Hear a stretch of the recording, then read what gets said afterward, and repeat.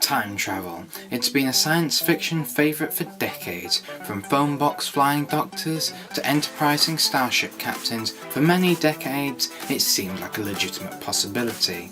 But the question remains, is time travel actually possible?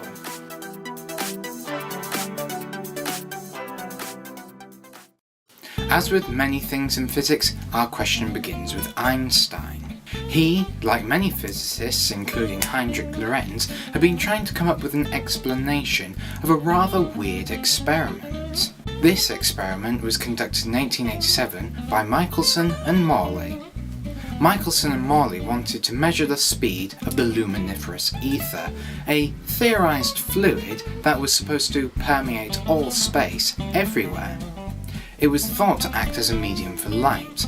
Light was thought of as a wave, and most waves, like water and sound, have a medium. So the two scientists thought up an ingenious experiment to measure this ether. Their experiment included a technique called interferometry. They had an interferometer set up as such. They would have a coherent light source that would be shone through a semi-silvered mirror, angled at 45 degrees. This would reflect half the light perpendicular to the light source, and let half of it through. Both beams of split light would then reflect off a respective mirror back to the semi-silvered one, where the beams would then head towards a detector. This would essentially mean that one ray of light would arrive at the detector later than the other. This would allow Michelson and Morley to then calculate the speed difference and essentially measure the speed of the ether.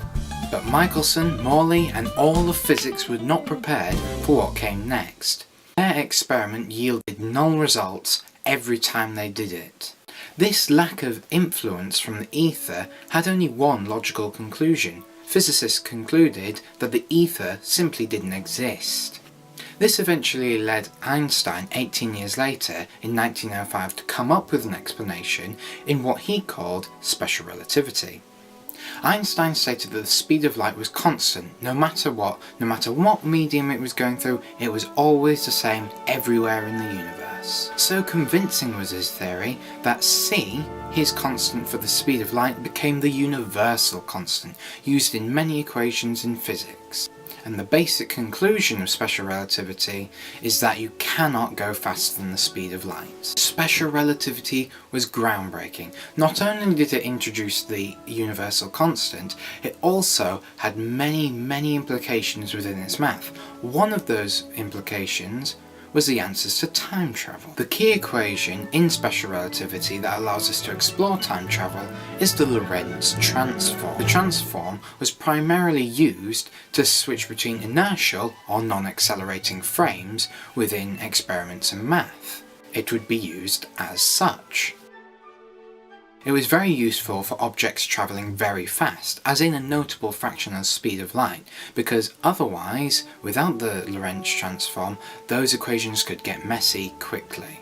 It did a very good job of patching up the inaccuracies of the Galilean transform, a transform that in classical physics ruled the day. In early physics, before the universal constant, relativity was a fairly simple thing. For example, if you, an observer, saw me travelling on my bike at 30 meters per second, you would perceive me at 30 meters per second, whereas I would perceive myself stationary. If then Pablo, my guinea pig, was also on my bike travelling to the right at 5 meters per second, classical relativity says that to you, Pablo is moving at 35 meters per second. To me, he's only travelling at 5 meters per second, and to him, we're both moving behind him. This is a simple Galilean transform at work. But that's fine, right? That seems logical. Summing speeds up to get a total speed. That's right, isn't it? But at lower speeds. Now, as an example, let's say that I do some upgrades to my bike. Now it can travel at the speed of light. Pablo still travels across the bike at 5 meters per second. So what speed do you perceive him travelling at? The speed of light plus 5? No, that can't be right. Nothing can go faster than the speed of light. So what's actually going on? Well, that's where the Lorentz transform comes in. If we use the equation t prime equals the Lorentz transform, times time, you get time dilation. T prime, the T with the dash, is the time you perceive and its proper time. Gamma is the Lorenz transform, and T is the time that I perceive. This equation introduces the idea of time dilation, and it also helps to preserve the speed of light being constant, and also why you cannot go faster than the speed of light, and also answers our time travel question.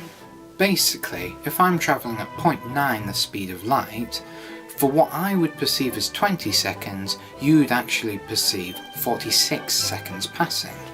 Essentially, if an object is travelling at 87% the speed of light, time flows half as fast for them, so people around them will age and generally experience time twice as fast.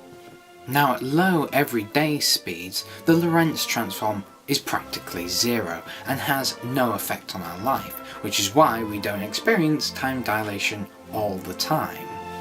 However, at speeds close to the speed of light, the time dilation factor does become noticeable, and so do the effects of time dilation. And now we can begin to answer our time travel question. Can we do it? Well, in short, yes and no. Unfortunately, these are two very different answers, and both are equally correct, so let's start optimistically and explain the yes answer. Yes, we can time travel. Just start walking forward. You will experience time dilation. You will be travelling into the future. If you walk forward 1 metre at 1 metre per second, you will actually end up a few quadrillionths of a second into the future. This is the primary effect of time dilation at everyday speeds. A couple of quadrillionths isn't really noticeable. So if a few quadrillionths of a second isn't good enough for you, you can just go faster. The faster you go, the further in the future you'll go. If your velocity v is equal to the speed of light, the bottom half of the time dilation equation becomes zero. Now, that's a zero error. Dividing anything by zero doesn't come up with an answer. However, if you want a more intuitive answer than pure math, you could take it like this. If you're travelling at the speed of light, the time dilation you experience is infinite. This means that in order to reach a speed to achieve infinite time dilation, you would need an infinite force to accelerate you to that speed, and therefore you'd need an infinite amount of energy. Now the universe doesn't have an infinite amount of energy, and therefore it's impossible. So we're stuck to subluminal speeds. As for travelling faster than the speed of light, the bottom half of the time dilation equation is square root of a negative number. Now if you haven't looked too deeply into mathematics, the square root of a negative number is not real, which for your equations is worse than a zero error. So that's why you can't travel faster than the speed of light, or at least the speed of light. So let's try and find out what time travel you can't do. Firstly, travelling backwards in time is impossible. There are no wormhole, teleporters or quantum doodads that would allow you to travel back in time. The universe's flow of time goes in only one direction, forward. You may be able to accelerate that flow of time relativistically for yourself, but you cannot reverse that flow. If you could, there'd be all sorts of causality breaking paradoxes and general existential crises.